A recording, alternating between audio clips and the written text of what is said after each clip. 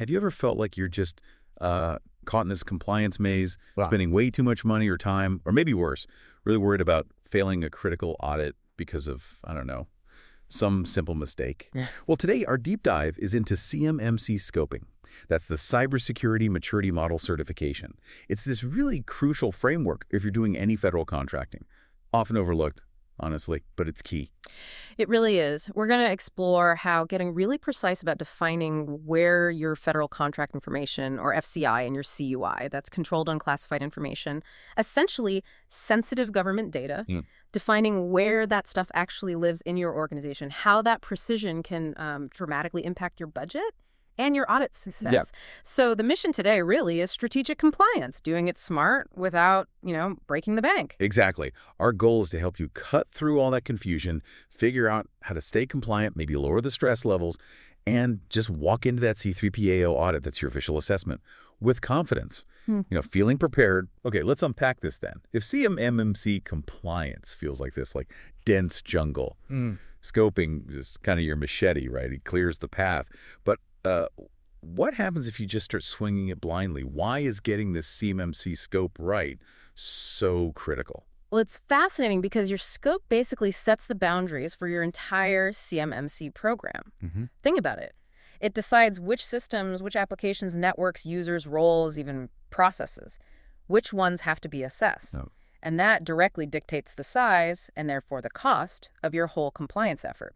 You make one sloppy decision here. Maybe your budget balloons by 30%, or worse, you fail the audit, which can shut down your federal contracts for months. Wow. Okay. So the stakes are really high. Extremely high. Now, it sounds straightforward on the surface. Just draw a line around your CUI, right? But you're saying that's exactly where companies tend to trip up. What are those common mistakes, the traps people fall into? Yeah, there are two really big ones you absolutely want to steer clear of. First is overscoping. This is where you just throw everything in. Every system, every user, even if they never ever touch CUI. I've seen companies include their visitor Wi-Fi or like an office printer just because it's technically on the network somewhere. Right. Even if it has no connection to the sensitive data itself. Exactly. And it just inflates costs, drags out the timeline, makes everything way harder than it needs to be. Okay, so that's overscoping. What's the other side of that coin? The other extreme is underscoping. And this is where you exclude systems or processes where CUI actually flows. Now, this might look cheaper up front, maybe saves a bit of effort initially, but it pretty much guarantees problems come audit time. It's a fast track to potentially losing those federal contracts. So finding that balance is key. But even if you manage to thread that needle, get the technical scope just right, there's another hidden problem, isn't there? Something else people miss. Exactly. And it's huge. No documentation. And here's the thing. Even if you absolutely nail the scope, technically perfect, you can still fail your audit if you haven't meticulously documented why you made those decisions. Just imagine, right? You spend months getting systems perfect. The C3PAO auditor shows up, asks you, okay, show me the rationale. Why isn't this particular system in scope? And if you just shrug or give some vague answer, well, without that documented proof, that perfect scope doesn't mean much. So they don't just want the answer, they want to see your work. Precisely. They need the logic, the paper trail. Okay. So we know the pitfalls. Overscoping, underscoping, lack of documentation. How do we flip that? What are the strategies?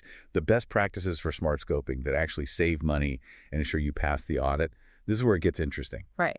So to scope smartly, you really want to focus on a few key practices. First, map your data flows. And really map them. Don't just assume. Be a detective. Identify exactly where that FCI and CUI is stored, where it's processed, where it's transmitted. Trace it from entry through your systems to exit. So follow the data. Follow the data. Second, segment in-scope systems. Use things like network segmentation, maybe separate secure enclaves. Basically, isolate the systems handling CUI from the rest of your environment. This is absolutely key to reducing the number of systems, and therefore the costs that fall into scope. That sounds like a brilliant strategy for controlling costs, isolated the crown jewels.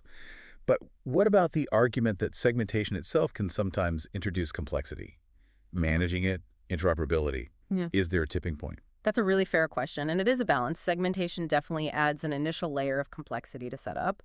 But the long-term savings on compliance, on maintenance, plus that reduced attack surface, it usually far outweighs those initial challenges. It's about being strategic in your design from the start, thinking about those trade-offs. Third, and we just talked about this, document your rationale. Seriously, write down the reasoning. What's in, what's out, and why. Auditors love a clear trail. It shows a logical process, not just guesswork. Makes sense. And finally, review regularly.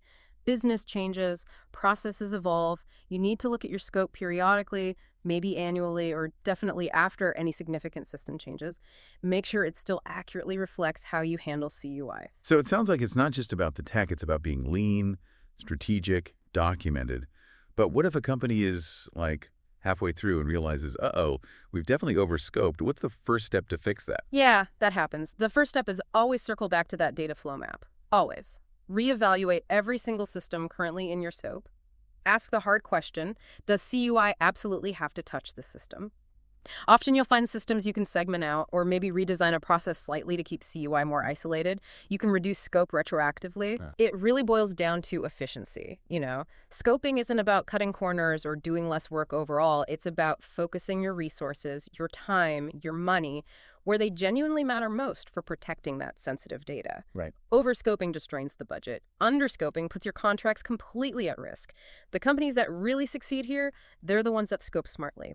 Narrow enough to control costs, but thorough enough to satisfy the auditors. So what we've really learned today is that CMMC scoping isn't just some technical checklist item. It's actually a strategic weapon. If you master it, you don't just get compliant. You unlock efficiency, you save money, and you safeguard your future business. Absolutely. And this really brings up a broader point, doesn't it? If smart CMMC scoping is all about precisely defining boundaries for CUI and then reviewing them regularly, what's the real long-term cost of not continually adapting your understanding of any critical information flow, CUI or otherwise, as your business and the regulations around it keep evolving? That's definitely something to think about as you navigate your own complex data landscape. Food for thought.